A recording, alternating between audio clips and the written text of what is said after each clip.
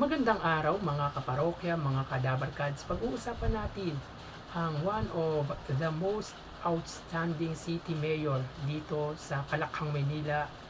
Walang iba kundi si Mayor Vico Soto from Pasig City. At of course, hindi natin kakalimutan dyan ang TV ads na lumabas sa noontime show ng EAT ng TV5 ng Tito Vic and Joey.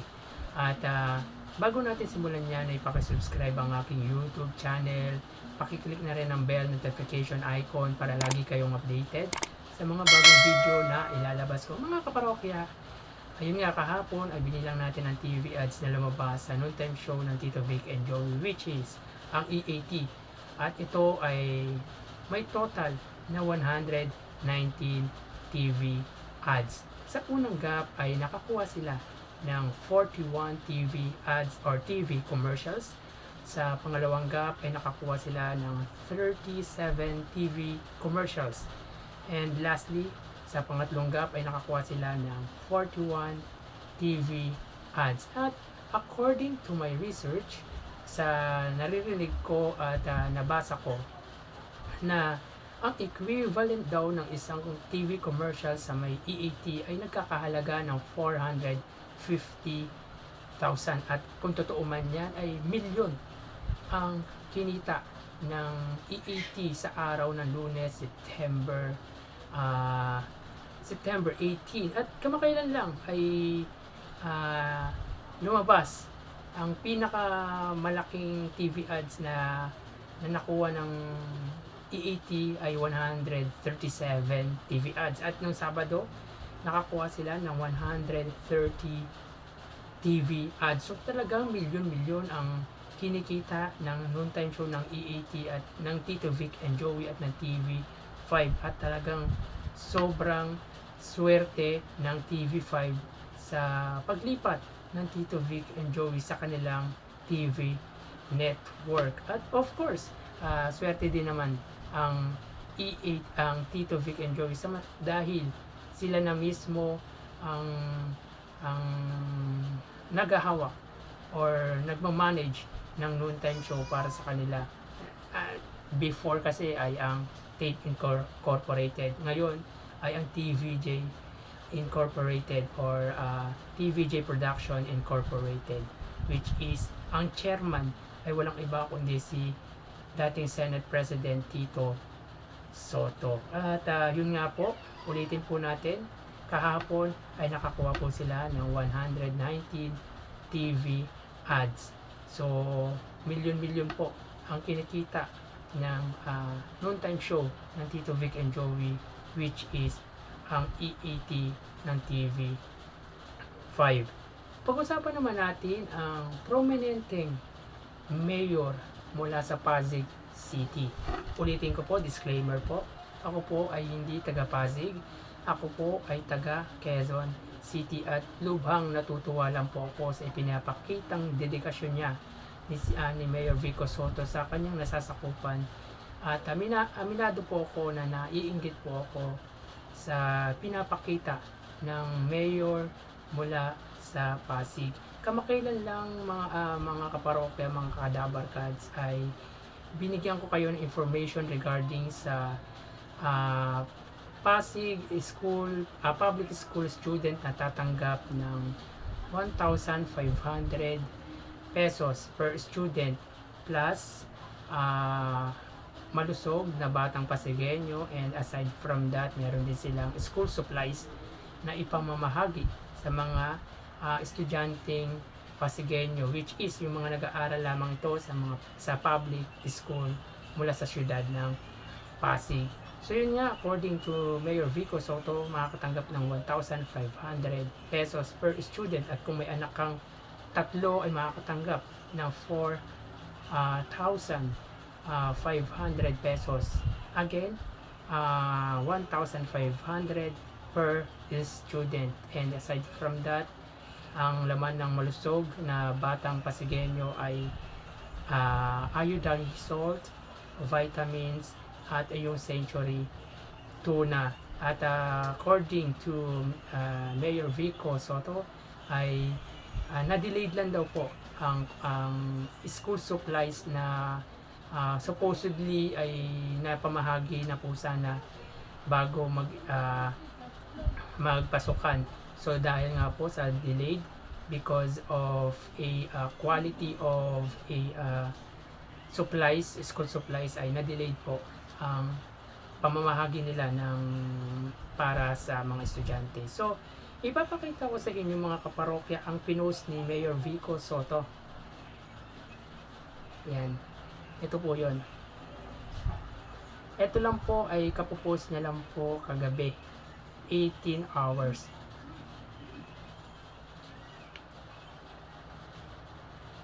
Yan. Makikita niyo po dyan yung bigas.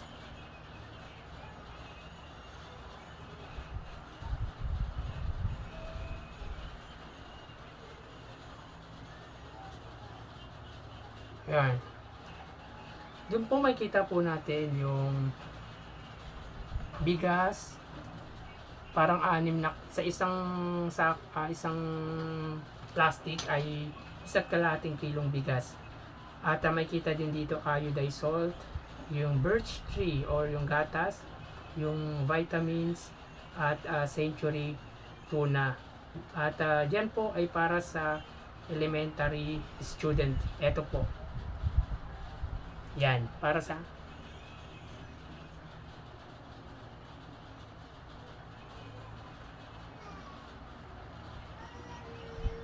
hindi kita. Pero yan ako na lang, i-screenshot ko na lang po. Yan, para sa elementary. Para sa may high school.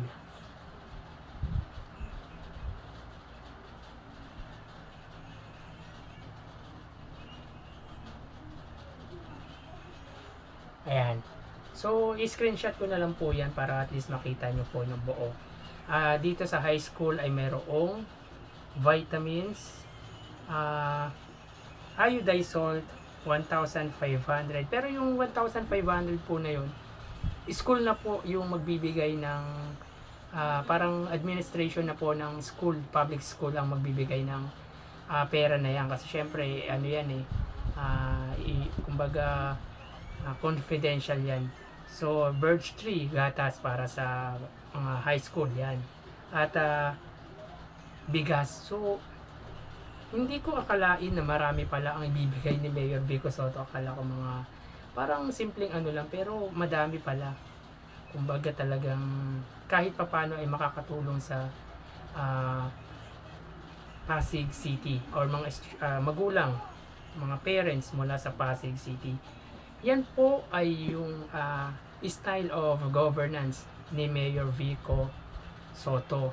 And syempre credit na rin sa local government ng Pasig City sa pangunguna ni Dudut Jaworski at ang city councils. And of course, bibigyan din natin ng credit ang congressman, ang lone representative na si pangalan nito, Roman Romulo.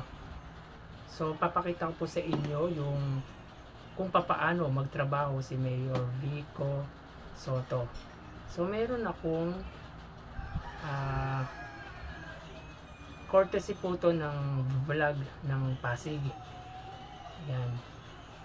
Dito tayo kukuha ng kung paano magtrabaho si Mayor Vico Soto. Yan.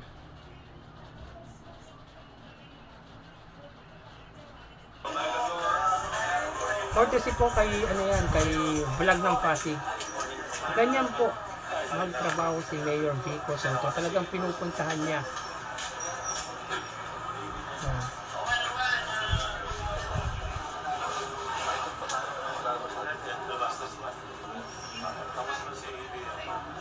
Talagang pinupuntahan niya yung bawat kasulok-sulukan ng kanyang barangay, mapanatili niya lang na maayos at talagang maganda ang kanyang nasasakupan. Diyan ay inaayos nila ang drainage at yung mga lightnings ng kanilang syudad. Kung ano ang pwedeng ayusin dyan ay yan ay pinapakita ni Mayor Vico Soto. Basta yung high quality of services ni Mayor Vico Soto ay hindi matatawaran. Tingin ko ng kahit sinong city mayors dito sa ating bansa. Talagang bumababa siya sa pinaka sulok-sulokang lugar mula sa kanyang nasasakupan, which is ang Pasig City. Talagang kita niyo po, pinupuntahan niya.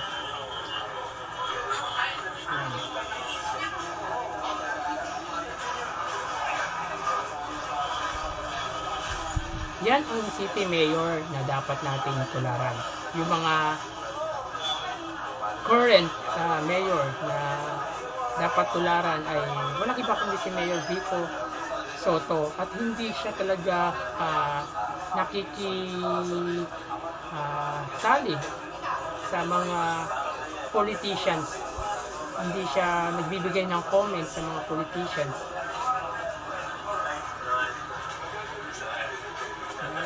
Yan si Mayor Vico Soto.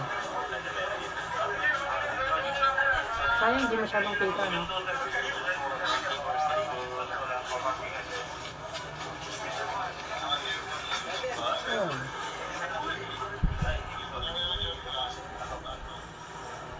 Yan, no? Tingnan mo, siya pa mismo yung nagsa-selfie, na ipag-selfie. Oh. May ganyang mayor pero hindi natin madalas makita. Samantalang si Mayor Vico Soto, kung politika lang yung gagawin niya, hindi na siya magaganyan araw-araw. Eh siya araw-araw talaga. Talagang siya, naiki-reach out siya. Yan si Vice Mayor Dodot Jaworski na katuwang niya sa pag-gobyerno sa may Pasig City.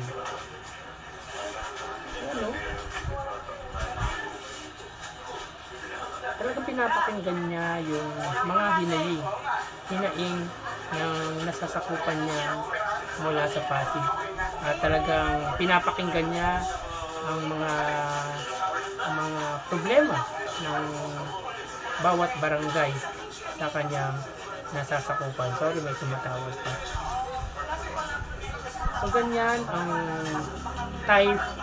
style of governance ni Mayor Vico Soto na tanging siya lang ang nakitaan natin dito sa Kalakhang, Maynila. At isipin nyo na lang yung mga ibinahagi niya sa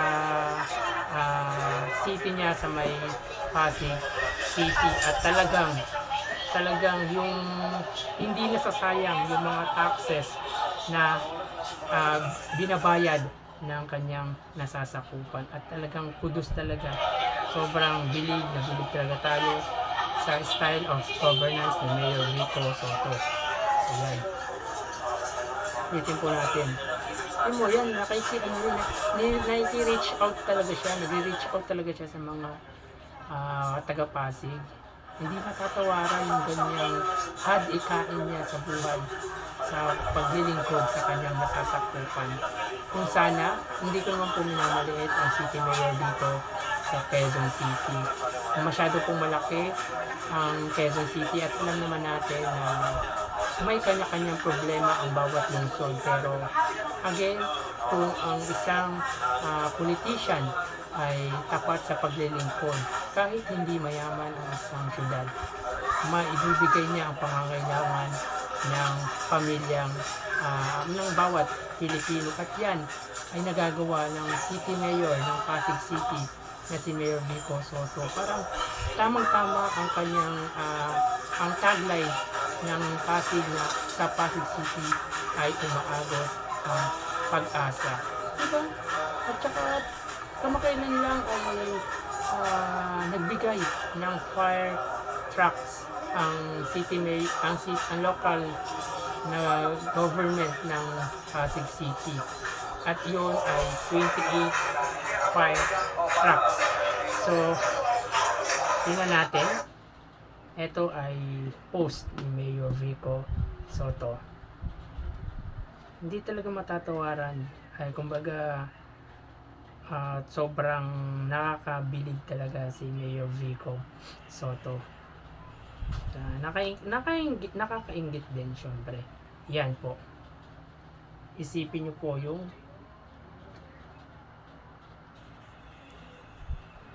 28 fire trucks po yan na ibabahagi ni Mayor Vico Soto sa iba't ibang barangay ng kanyang nasasakupan. Diba?